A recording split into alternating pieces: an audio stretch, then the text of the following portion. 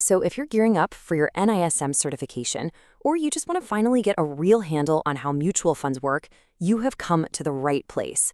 We are going to break it all down and explain the core concepts you absolutely have to know, pulled straight from the official syllabus. All right, here's our game plan. We're going to start with the absolute fundamentals. Then we'll walk through the different structures and types of funds out there.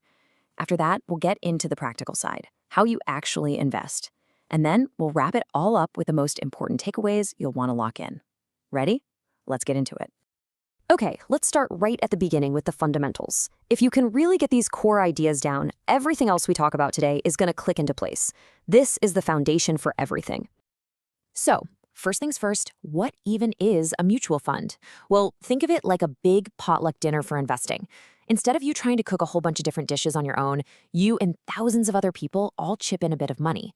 Then a professional chef, the fund manager, takes that huge pool of money and creates a fantastic, diversified meal for everyone. It's a way to get instant variety and expert cooking even if you only brought a few bucks to the party. Now, when you invest, you're not buying a piece of the fund manager's company. What you're actually buying are units of that fund's portfolio. Your ownership is measured in these units, and the math is super simple. You just take the amount of money you invested and divide it by the price of a single unit. That tells you exactly how many units you own. So if you put in 5,000 rupees and the price per unit is 10 rupees, bam, you own 500 units. And that price per unit has a special name, the net asset value, or NAV for short. Sticking with our food analogy, if the mutual fund is a giant pizza, the NAV is just the price of a single slice. To get that price, you figure out the total value of the entire pizza, all the stocks and bonds. Then you subtract the cost of the pizza box, any fund expenses, and then you divide that total by the number of slices, or units. And this price gets calculated fresh every single business day. Now, this table shows something that's really, really important to understand about the NAV. Look closely. When the value of the portfolio goes up or down, the NAV changes right along with it. Makes sense. But, and this is the key part, when an investor buys new units or sells their old ones, the NAV doesn't budge. Why is that? Well, because when new money comes in, both the total assets and the number of units go up together, so the price per unit stays the same. The main takeaway is this. It is the market's performance that moves the NAV, not people buying or selling. All right, now that we've got the basic building blocks down, let's look at the different ways these funds are actually built. The structure is super important because it decides how and when you can put your money in or take it out. The two main structures you'll see are open-ended and closed-ended. An open-ended fund is like a store that's always open for business. You can walk in and buy or sell units directly with the fund company on any business day, and you'll get that day's NAV. A closed-ended fund is totally different. It raises money just one time during what's called a new fund offer, or NFO.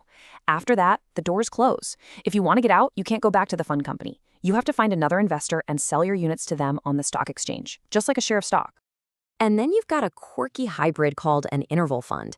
For the most part, it acts like a closed-end fund, which gives the manager a stable chunk of money to work with. But every so often, it opens up a little window where investors can buy or sell their units directly with the fund again. It's kind of the best of both worlds, offering a bit of liquidity without the constant churn of an open-ended fund. Of course, we have to talk about one of the most popular structures today, the ETF, or Exchange-Traded Fund. Think of an ETF as another hybrid. It holds a basket of investments just like a mutual fund, but the big difference is that it trades on a stock exchange all day long just like a stock. This means you can buy or sell it at 10 a.m., 2 p.m., whenever the market is open at whatever the price is at that very moment. You don't have to wait for the end-of-day NAV. And a lot of them are designed to just passively track an index, like the Nifty 50. Okay, so we've covered the how these funds are structured. Now let's get into the what. What are they actually investing your money in? Well, the two biggest buckets by far are equity and debt. Equity funds, no surprise here, invest mostly in stocks. They come in a few different flavors. You have passive funds that are basically on autopilot, just trying to match an index. And then you have active funds where a fund manager is in the driver's seat, trying to pick stocks to beat the market. They can be diversified across hundreds of companies, or they can be focused, say, just on large cap, mid cap, or small cap stocks. Some are even hyper-focused on one single industry, like tech or pharma. And you also have special ones like ELSS funds, which come with tax benefits. On the other side of the coin, you have debt funds. These invest in fixed income stuff like government and corporate bonds. Now, the single most important concept for debt funds is maturity. That's basically how long it is until the loan gets paid back. The funds are all categorized based on the average maturity of the bonds they hold. It's a whole spectrum, from super safe, very short-term funds like overnight and liquid funds, all the way to long-duration funds, which hold bonds that won't be paid back for many years, making them a lot more sensitive to interest rate changes. But of course, it's not always just equity or just debt. A lot of funds are designed to mix and match asset classes or follow really unique strategies. Let's take a look at those now. Hybrid funds are the great compromisers. They are all about creating a blend of equity and debt in a single fund. A conservative hybrid fund, for example, will hold mostly debt with just a little bit of equity, so it's lower risk. An aggressive hybrid does the exact opposite, holding mostly equity for higher growth potential. Then you've got these clever dynamic funds that can actually shift their mix back and forth depending on what the market is doing, and even arbitrage funds, which use tiny price differences in the market to try and generate low-risk returns. Beyond the hybrids, you get into some really specialized schemes. You'll see solution-oriented funds, which are built for a specific life goal, like saving for retirement or a child's college fund. They usually have a lock-in period to keep you on track. And then you have other unique structures, like a fund of funds, which is a mutual fund that invests in other mutual funds, or gold ETFs, which are designed to simply track the price of physical gold. So we know the types of funds, we know what they invest in, but how do you actually do it? How do you put your money in and take it out when you need it? Let's get into the practical side of things. You know, the actual process of investing is way simpler than you might think. First, you just choose the fund you want to invest in. Then you fill out an application form, which is almost always online these days. After you make your payment, the fund company takes your money and allots you the units based on that day's NAV. It's a really straightforward path from making a decision to becoming an owner. But here's where the real magic happens from most everyday investors: automation. The Systematic Investment Plan, or SIP, is your best friend for long-term investing. It lets you automatically invest a fixed amount of money every month, no matter what the market is doing. Then there's the Systematic Withdrawal Plan, or SWP, which does the reverse. It automatically gives you a regular payout from your investments, like a paycheck. And finally, the Systematic Transfer Plan, or STP, lets you automatically shift money from one fund to another over time, say from a safer debt fund into an equity fund. Okay, this next part is absolutely critical, so listen up.